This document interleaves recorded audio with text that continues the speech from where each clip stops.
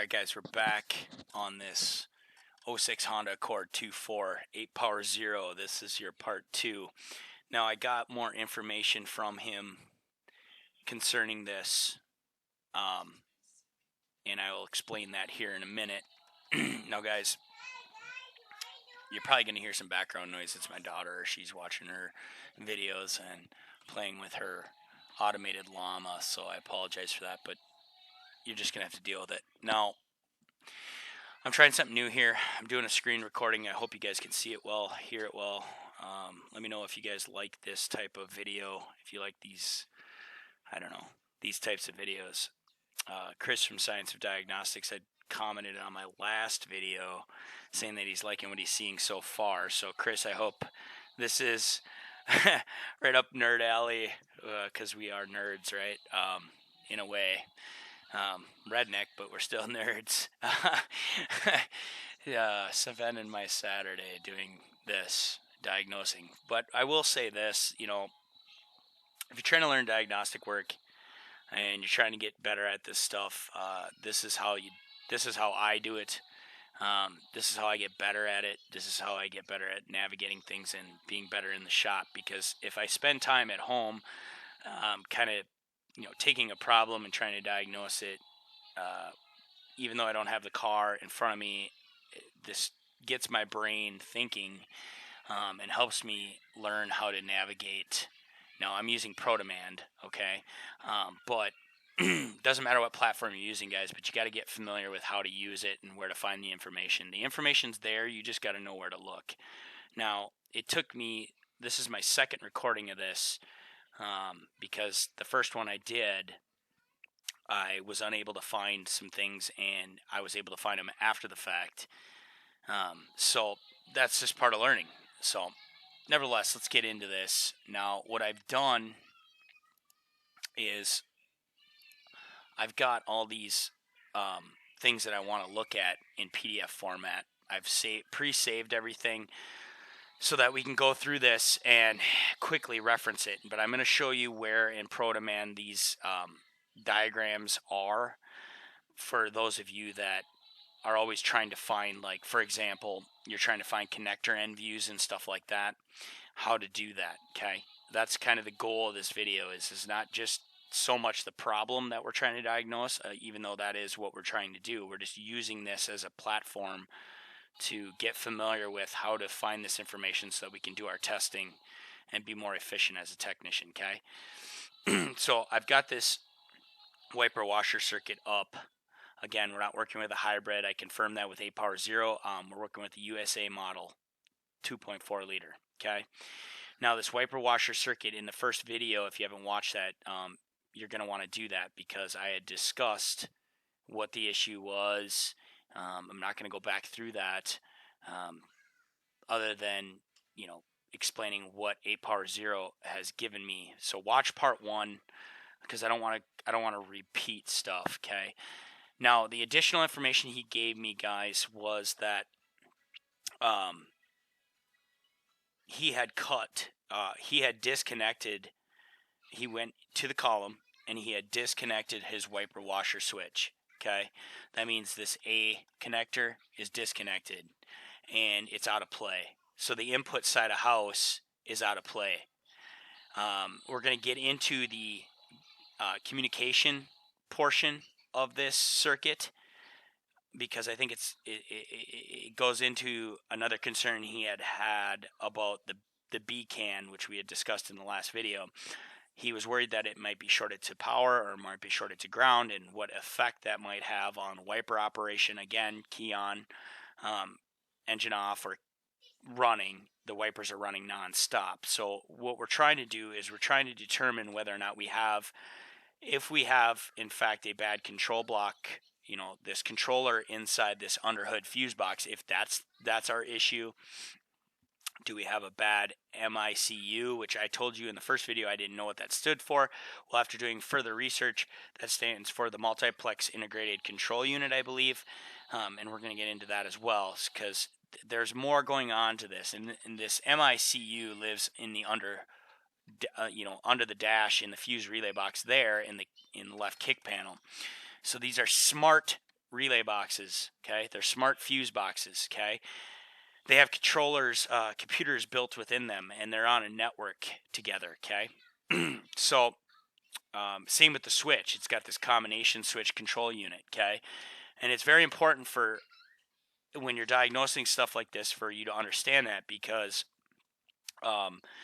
these can affect operation of certain things, right? Because we got inputs, we've got outputs.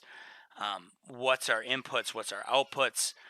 We need to know all that information before we try to diagnose this. Now, I could pretty much tell you just based off of what 8 Power Zero is telling me that he's already ruled out the motor, the wiper motor itself, as being the problem. Okay, so we're beyond that. We're beyond the wiper motor circuit, or the wiper motor as being our issue.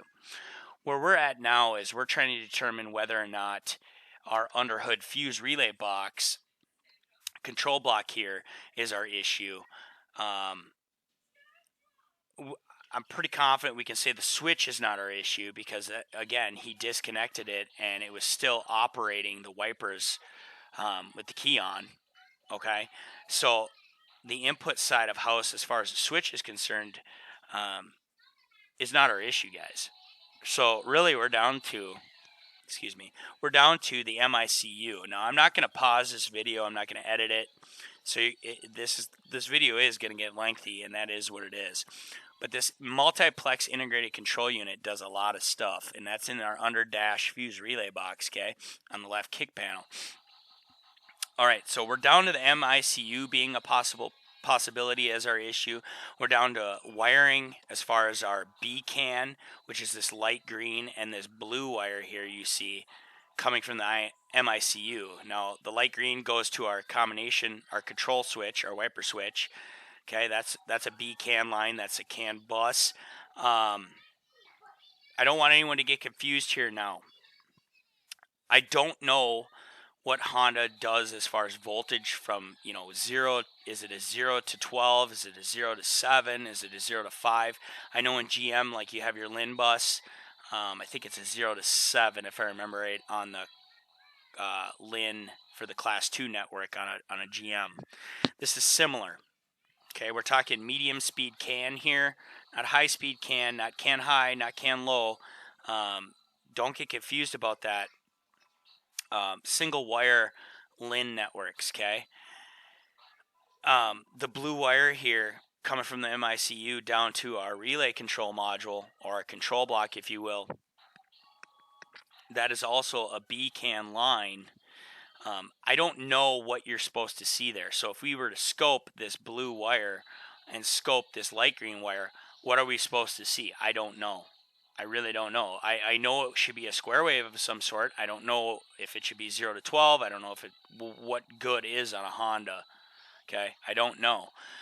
But I could tell you based off experience that that's what I would expect to see, is some kind of square wave. Okay, frequency, duty, how fast it's switching, when it's sending the messages, I have no idea. And the amplitude, I have no idea. All right, so let's get into this. What he told me is that he had disconnected the wiper switch, okay? Took it out of play. And when he turned the key on, his wipers were still operating. And then he said what he did is he cut this blue wire for the high, the control wire, so to speak, for the motor. He had cut it, and the wiper stopped. Okay, so that tells us a lot right there. That tells us that somehow we're getting a ground on our blue wire, because, again, watch part 1 and when I explain how this works. So if we cut this blue wire, that we're taking the ground path away. Now, do we have a short to ground on the blue wire? We don't know. It's possible.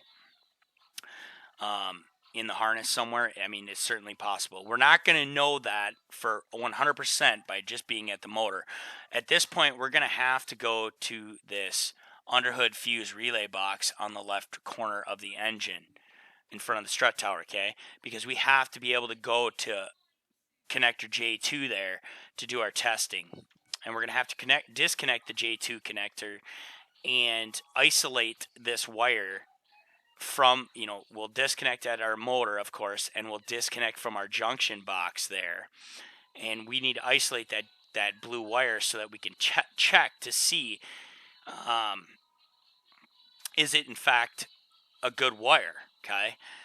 And once we've ruled that out, I'm not going to get into depth too much about that, but what we could do is we could ohm it, isolated, right? One end from J2, one end from J2 there to pin 3 on the motor, disconnected from both ends, and we could ohm it.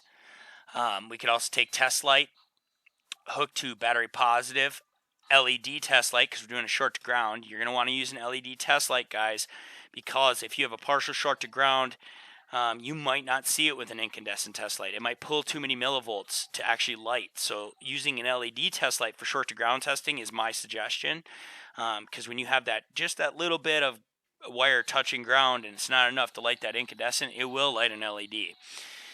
So there's that. Once we've ruled out the blue wire, which I'm going to say is probably not our issue, then what we would do is with the J connector disconnected, we'd want to check the actual pin going to our control box on the back side of it. Okay, we'd want to see if we have that path to ground with the key on. We'd want to see if we have that path to ground, because if this relay is energized, this high relay is energized, most likely our intermittent relay is also going to be energized for high mode, right? We're probably going to have a ground there. And then what we have to be asking ourselves is, do we have 2 bad relays? Probably unlikely. Why is this control block why is it switching power to the control side when it shouldn't be? Okay? We don't have the switch in play, right? Is it doing it because this MICU is telling it to over this beacon? Is it telling it to activate both these relays? How do you really know, right? Or is our control block just bad? Okay. I guess what we could do is we could depin I7 on the blue there coming in to our relay control module here. We could depin it or just cut the blue wire. Okay. Cut the blue wire, the beacon line coming from the MICU, take it out of play and see if this control block is in fact our issue. Couldn't we? I mean, that's one way of doing it. I mean, there's really no other way to confirm it. Again, without a scan tool here to look at our input side of all these control units and what they're seeing, we're really at the mercy of what we're seeing physically testing it. We got to be able to know what these computers are seeing, and the only way to do that is to have a computer, a scan tool hooked up. So let's get into connectors. So say we are at this underhood fuse relay box, and say we do want to go to this J connector, because you can see the J connector here. If we come up to the white black, we have J1, J2 is the blue, J3 is the black here, J4 is the yellow, and J5 is the white. So how do we identify that? How do we identify this I connector? Well, what we'd want to do then is we'd want to come into Mitchell or whatever platform, and we want to go into our service manual, okay? And what we want to do is we want to go into electrical, body electrical. And you might have to poke around until you find it, okay? And it's going to be different for every make, every model, every manufacturer, because why would we make it simple? Okay, so what I would do then is I would go into OEM connector end views except hybrid, because we're not working on a hybrid. And I could do a control F here, guys. I really could, but I don't think it would help me get in the right direction. So I'm going to scroll down and just kind of peek until I find that underhood fuse relay box view, okay? Now, when you're doing this, again, This is why we build that 1.5 hours up front, because this is going to take you time. So just scrolling down, we're just looking for underhood fuse relay box. Okay, keep scrolling. And we're looking for the underhood fuse relay box. Underhood multi-relay box, view 171. Let's click on that.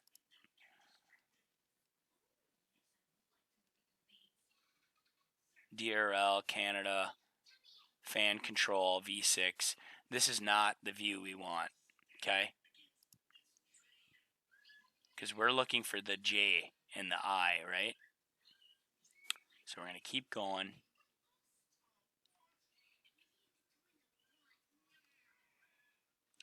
And just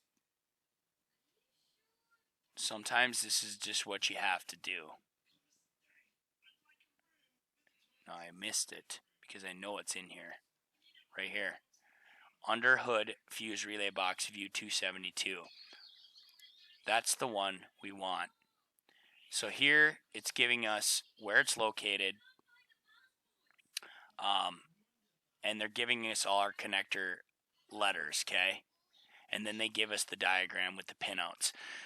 So, you know, if we were looking for A through F, for example, this is the view.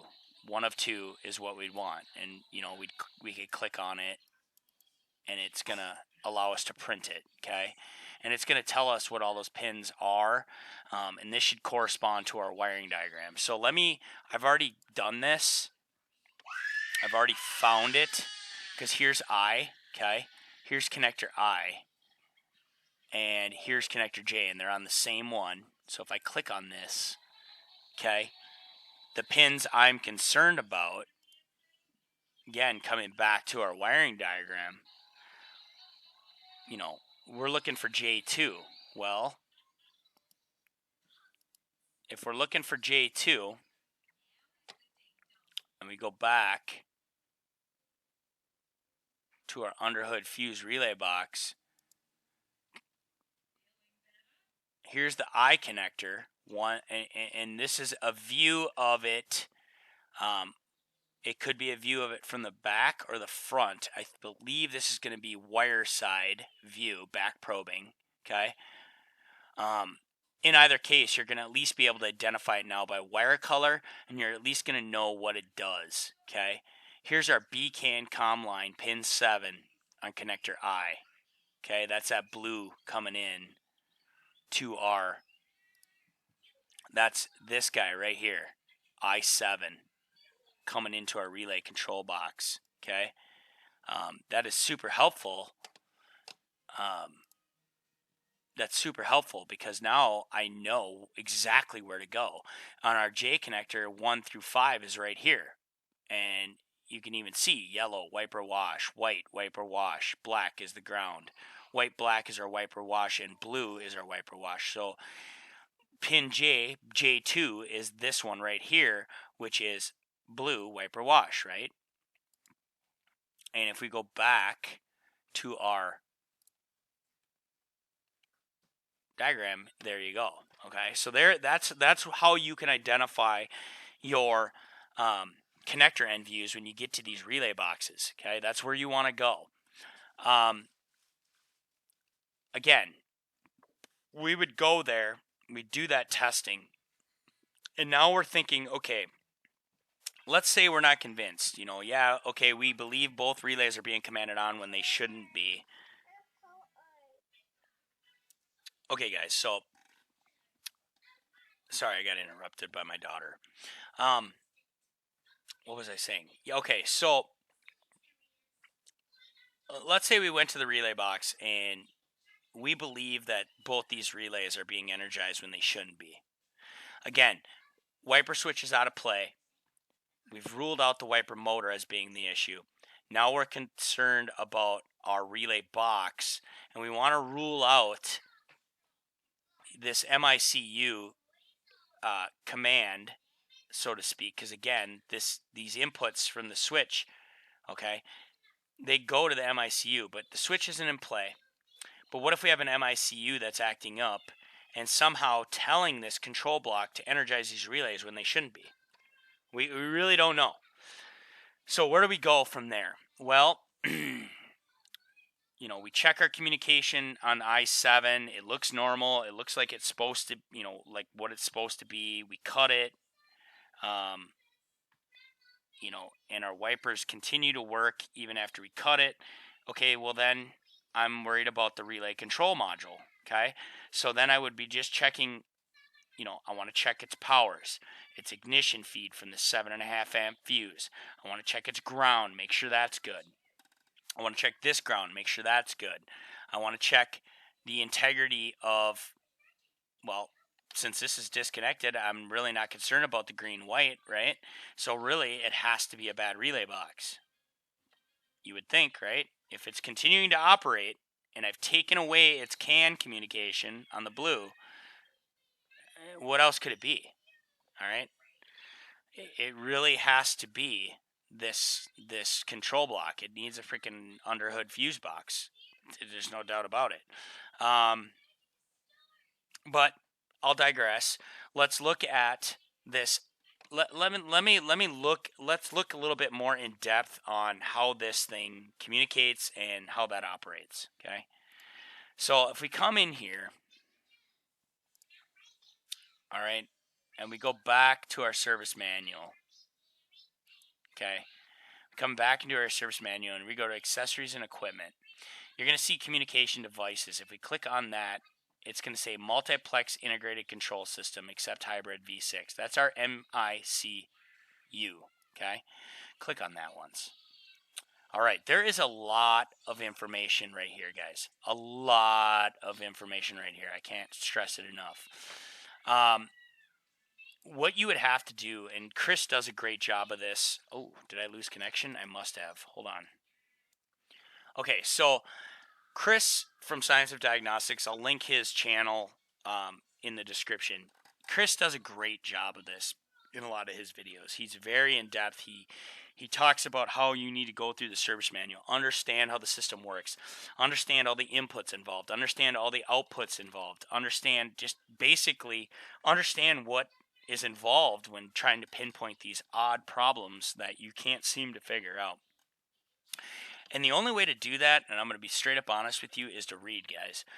So if we click System Description and we go to Body Controller Area Network, BCAN and Fast Controller Area Network. Let's click on that once and let's read this. Fast Controller Area Network, FCAN, and Body Controller Area Network, BCAN, share information between multiple electronic control units.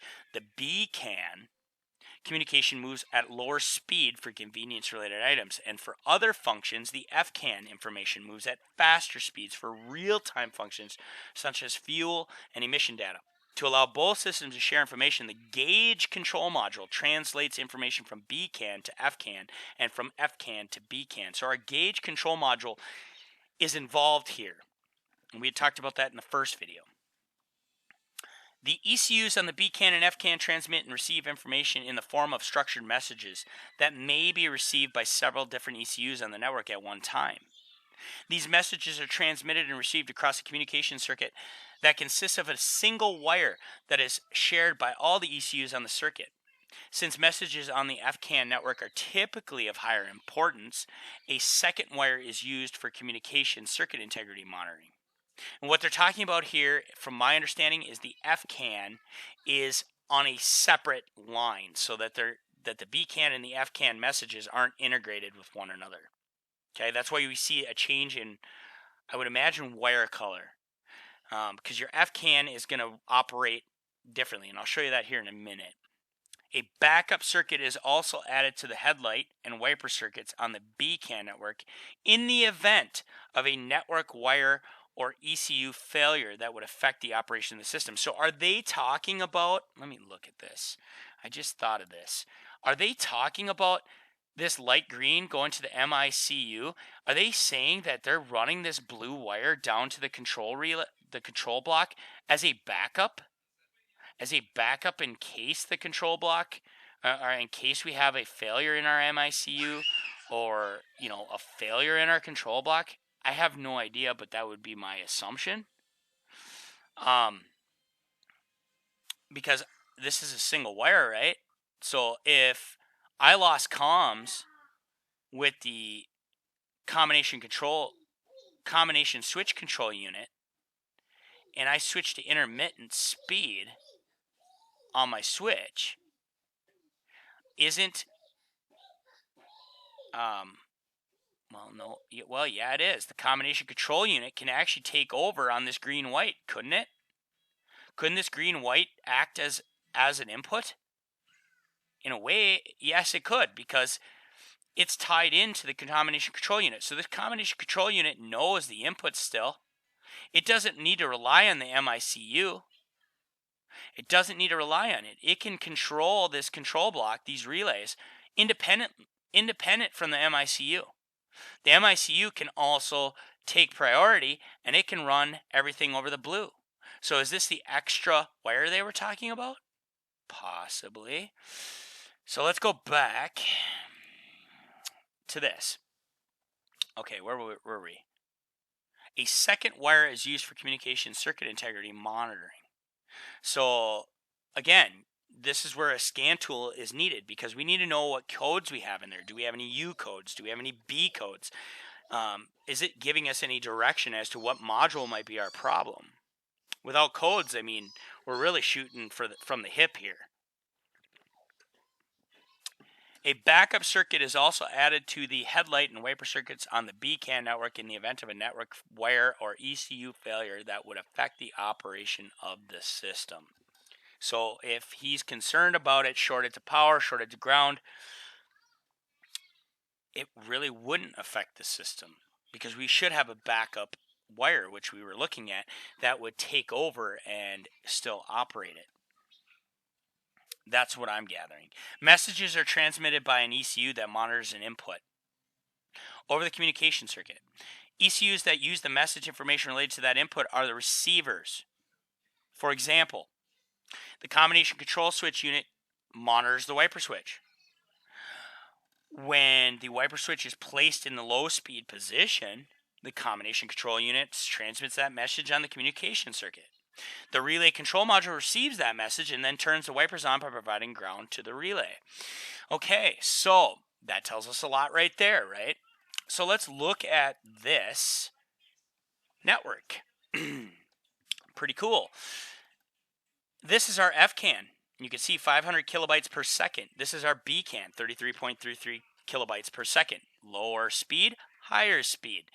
500 kilobytes per second versus 33. So the FCAN is talking a lot faster between the gauge control module, the PCM, the ABS, and the navigation.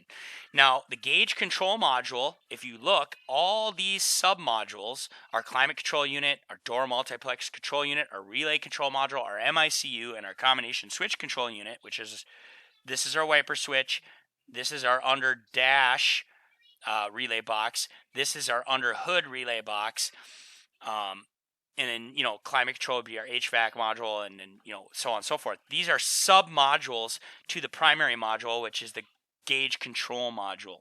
The gauge control module, I know for a fact, I'm not going to show you where it says it, but I can tell you right now, just based on this diagram, that our gauge control module is the gateway module for our BCAN.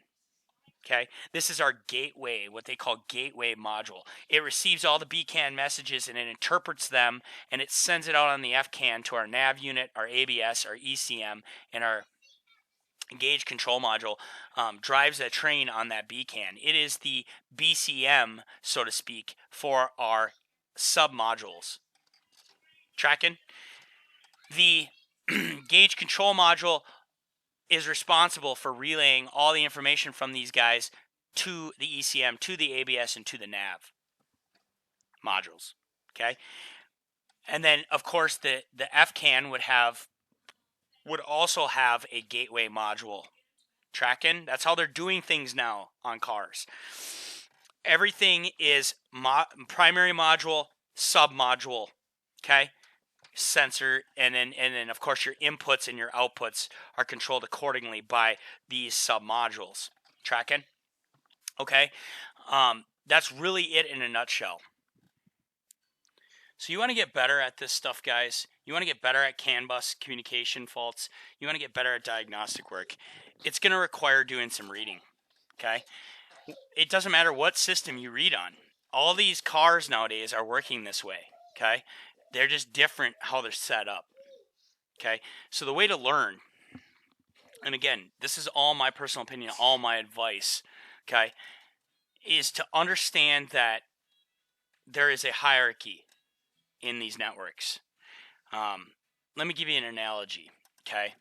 Our gauge control module is our let's say these are the big players, okay? These are the generals, so to speak, okay? These are the commanding officers, okay? These are our frontline leaders. These are our higher command leaders, okay? And they're communicating with one another over these communication lines, these telephone lines, okay? Underneath each one of these commanders, they have subordinates. So, for example, the combination switch control unit has the switch assembly as its subordinate commander, and it's taking all the inputs and it's interpreting them, and it's sending it to the commander, and the commander is sending that information up to the general, and the general is sending that information to all the other commanders, and so on and so forth. It's a triangle. It's a hierarchy of communication. It's a hierarchy of priority. It's how cars are designed now.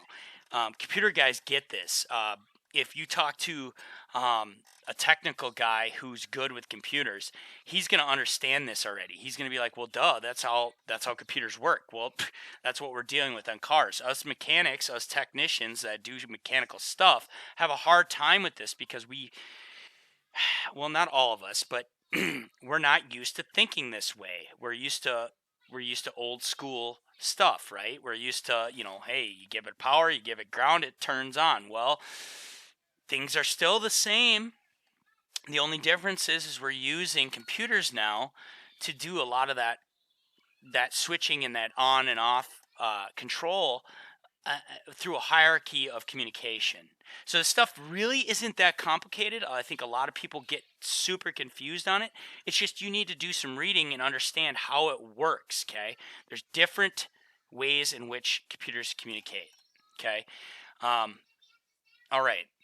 So we're trying to determine whether or not our MICU is the fault or our relay control module is at fault. So we need to eliminate one from the network and see if we got wiper operation. Okay, that's really all we can do without a scan tool. Again, if we have a scan tool, we can look at inputs, we can look at outputs, we can look at who's getting what and who's sending what, who's at fault, who's setting codes, who's telling on each other. Is the MICU saying it can't communicate properly with the relay control module? Is the relay control module saying it can't communicate properly with the combination control switch? There's so many variables here. So many variables. Okay, now that I just went on that tangent, let's get back to this. Back to the reading part. Now here they're giving you the MICU circuit, okay? And if we look at this, it's giving you how they talk, okay? The combination switch unit, on, low, ignition, wiper. And it's telling you how the communication lines are operating, okay? Multiplex integrated control unit is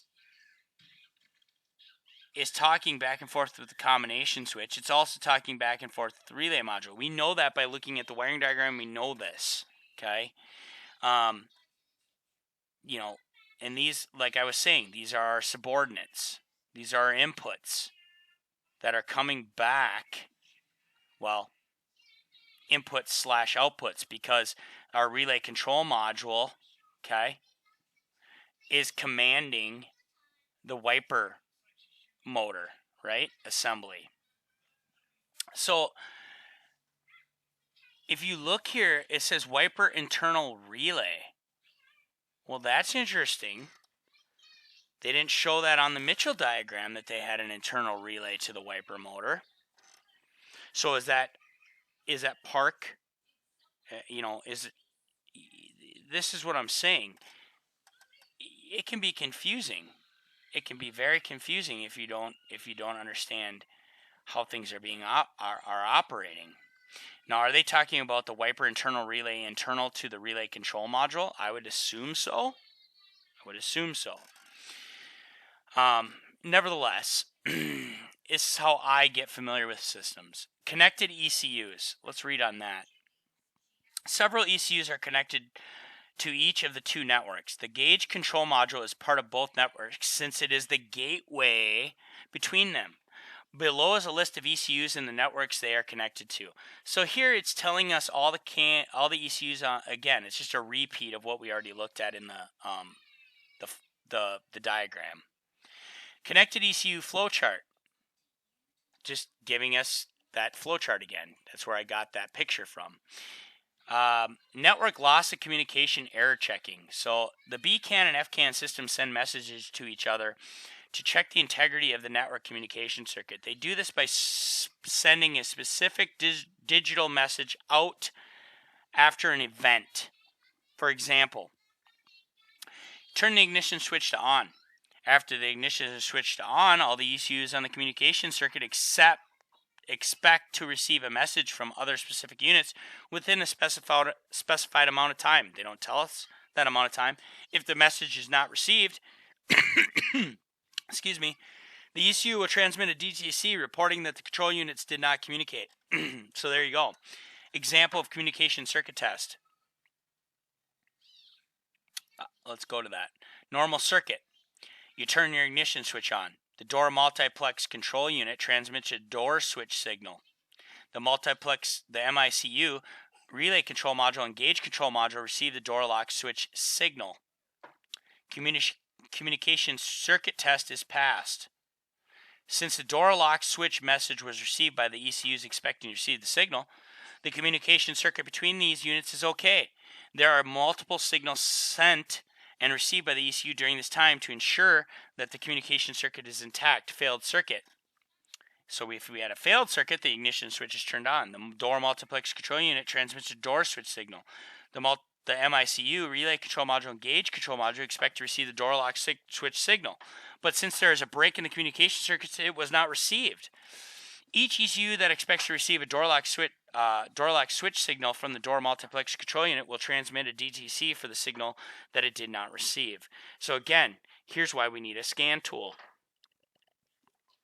We need to know what those DTCs are, guys. Example of a communication circuit test. Okay. Here's our HDS. That's the Honda scan tool. It's on the K line. It's talking to the multiplex integrated control unit directly through the DLC. The MICU is going to ping based on the HDS. The HDS is pinging the MICU for information, saying, hey, I want to know what codes are in the gauge control module. I want to know what codes are in the relay. I want to know what's going on. So it pings it, sends a message out saying, tell me. The MICU says, okay, and it will send it out over the BCAN, and it will ping the gauge control module, the relay control module, the door multiplex control unit, and those units are going to report back over the line back to the MCU, the MICU. The MICU is going to say, okay, roger that, I got a B07, whatever, I got a B code, I got a U code, and it was coming from the gauge control module. The gauge control module is saying, hey, I can't talk to the relay control module, here's the code. The MICU says, oh, roger that, and it relays it up to the scan tool, and the scan tool displays it as a DTC. That's simple, guys. That's simple. It's really not that complicated. Now, we as diagnosticians need to be able to interpret whether or not the gauge control module is in fact having a communication line problem. So here they're showing an example of that. They're showing an open in the COM circuit with the door multiplex control unit. Open wire. Okay? The door multiplex control unit you got a no COM with the MICU. The MICU might say cannot communicate with lost comms with door multiplex control unit, whatever code. It's going to send that back to the HDS, and the HDS is going to say no lost comms with door multiplex control unit, and it's going to list that code with its symptom code, whatever, symptom byte, under the MICU. Okay? This is why it's important to do your reading. DTC is set for it. Door lock switch signal not received by the MICU. See what I'm saying? Door lock switch signal not received by the gauge control module. Because the gauge control module is expecting to also see that signal. Door lock switch signal not received by the relay control module. It also is not receiving it. So what is that telling you? It's saying that the gauge control module can't communicate with it. It's saying the relay control module can't communicate with it. And it's also saying the MICU can't communicate with it. That's telling me automatically that I probably have either a wire failure or a bad door multiplex control unit. Or do I have a bad door lock switch? But the fact that it's telling me that the signal was not received by the MICU, the signal was not received by the gauge control module, and it's not received by the relay control module, but not the door multiplex control unit, that's not even communicating with the scan tool, tells me that door lock switch is probably not my issue, guys. I probably have an open. I can't communicate with this door module. Why? Why don't I communicate with it? I need to go to it, find out, check the beacon, see if it's there. If it's there at the door multiplex control unit, and if it's not there, again, it's sending messages out. So if it's sending messages out, say we back probe in at the door multiplex control unit, and we see it on the lab scope. Yep, it's sending messages. Then we go here to where they all splice together. All right. See, this is where it can get tricky. Maybe we cut the wire or we depin it from the door multiplex control unit, and we check the door multiplex control unit for communication. Yep, it's there. And then we check the other side. That from what we would expect from these other modules, we would expect to see traffic there, and we're not seeing it. Okay? That's kind of where I'm going with this. So, there you go. That's how you diagnose communication faults. You have to look at it logically. You know, who's telling what? Why are they telling it? Map it out. Map this out. And think about it logically. Like, why?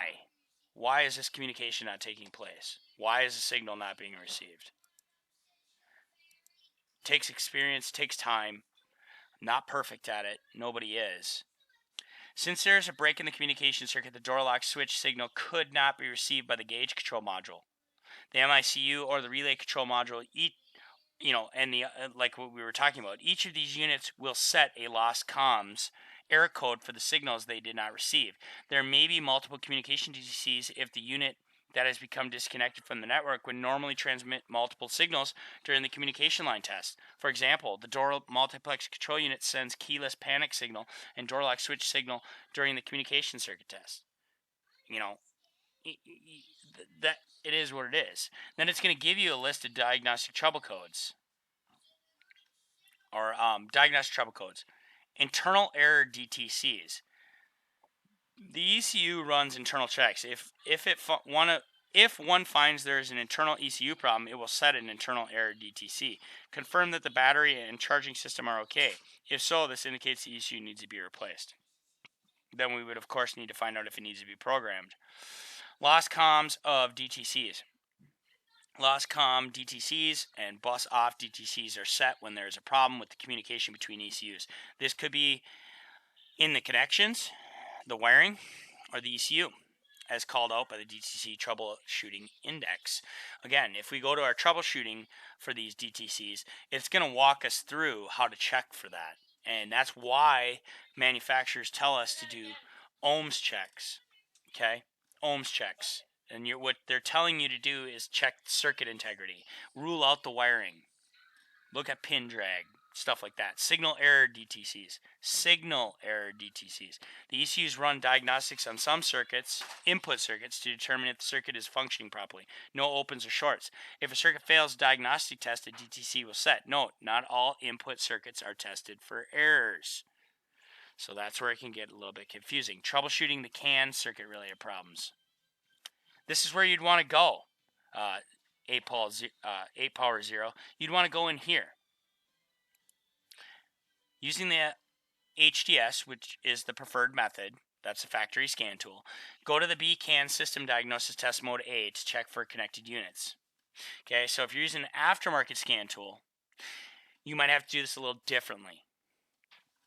And we're going to get into this without HDS because it's interesting. But the way you would do this with an aftermarket scan tool is you would try to ping each submodule if it's listed, because a lot of times it is, and see if you can get data out of it. Not just go into it and see if it comes up.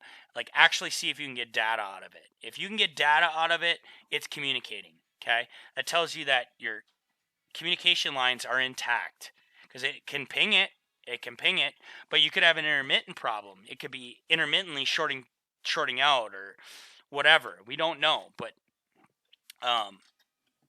if no TTCs are received, BCAN System Diagnosis Test Mode C. Okay, so it's just telling you to go to these different test modes. So if you don't have the HDS, should be used only if HDS is unavailable. You want to check for communication circuit problems using the BCAN System Diagnosis Test Mode. Troubleshooting BCAN without the HDS. So what does that say? Again, hold on. Alright guys, I lost my place. I don't want to go through all this too much. But what I want to explain to you is there's a lot more involved when it comes to diagnosing communication faults. You can get as in depth as you want. You can take an educated guess. There's a lot of things you can do. But where you need to go is you need to go in here, okay? This is why getting trouble codes is so critical. Because look at this. Let's say I go to Troubleshooting BCAN Test Mode A. Now, Test Mode A is part of the HDS. Check for DTCU codes with HDS. See, they're telling you check for the codes. And the reason they want you to do that, guys, is because, let me show you something. Because here, check this out. Go to DTC index. Okay? Go to gauge DTCs, multiplex, go to this, the MCIU DTCs. Look at all these codes. Look at all these B codes. Lost comms with PCM, lost comms with ECM, door multiplex control unit, internal error. So we need to know what the codes are. 8 power 0. Without the codes, I can't go any further. You're only guessing at this point. You need the codes out of these ECUs. You need the codes. Like I said in my first video, without the codes, without a scan tool, a capable scan tool, I'm not talking like going to O'Reilly's or a cheap scan tool. I'm talking you need a good scan tool, whether that be an Autel, whether that be the HDS, whether that be the Zeus, whether that be the Launch, doesn't matter. Something that's capable of pulling codes out of more than one module, out of more than just your primary modules. You need to be able to know what your U codes are. You need to know your B codes, okay? It's critical. It's absolutely critical. You're not going to be able to diagnose this system properly without it. Just like I said, you're not going to be able to diagnose the inputs and outputs of this circuit without it. So that's it, guys. I'm not going to go any further than this. I really am not. I would like to, but it just doesn't. Here's our under dash pinout that I found, and that's connector X. So that's. I hope I covered everything. I think I did. I think that will help answer a lot of questions that a lot of people have about stuff. But the thing of it is when it comes to diagnosing these kinds of faults, when it comes to diagnosing COM faults, when it comes to diagnosing like a car that, let's say, has been to 3 or 4 different shops and somebody's already shotgun the wiper switch in there. Because, let's be honest, they might not have, the tech working on it, they're taking an educated guess based on, they might have looked at this wiring diagram, but they might not have thought of all the variables involved because they didn't do the research. That's what makes a good diagnostic tech. A good diagnostic tech looks at all these variables, okay? They look at what I've gone into here. They read. And if you're trying to learn how to do this stuff, you're not going to do it by just watching a video here and there of some guy talking about, can high and can low. Like, no. You need a problem, whether it's real life, and you need to actually go and take the time and read the service manual. I can't stress that enough. How do you know all this? Well, I don't know. I read. I took the time out of my day, or I build. Every time I have a problem, I read up on how it works, and then I go from there. That's really all there is to it. It's not rocket science, really. You just need to read and understand. You can't solve 2 plus 2 if you don't understand that 2 apples plus 2 apples equals 4. It's literally that simple. Of course it gets complicated because, who teaches you how to look up these connector end views? Well, I'm giving you an instruction on how to do it. Is it going to be the same for every single make and model? Absolutely not. Absolutely not. Welcome to the world of diagnostics, where you are constantly trying to figure out how Honda does it. This is the aftermarket world. Now, if I'm a Honda tech, I probably know this, hands down. But if I'm a Ford tech and I get a Honda in on trade and I've got to figure this problem out, it might be a little complicated because I'm not used to looking at how Honda lays out its wiring. I'm not used to how their service manual's set up. Well, welcome to the club. That's how it is in this world. And we don't get paid enough to figure this stuff out. It's amazing how much stuff you have to know as an aftermarket diagnostician. It's amazing. If people only knew. I mean, like we always joke about, like doctors. Doctors only need to know one system, okay? They don't need to know 10,000 different systems, okay? They don't run into issues with their EKG that reads your heart signal not communicating with this patient, okay? Because it just doesn't, the software isn't correct. Do you see what I'm saying? I'm sure they have their problems, but it's not the same, guys. I mean, we deal with so much crap, and people just don't realize it. And how do you bill it? How do you bill this? How much time would I have into this realistically? Okay, say I'm a tech and I bill that 1.5 hours, and it actually takes me 3 to 4 hours, and I'm a flat rate technician. Didn't I just get screwed? Didn't I just get my rear end handed to me here?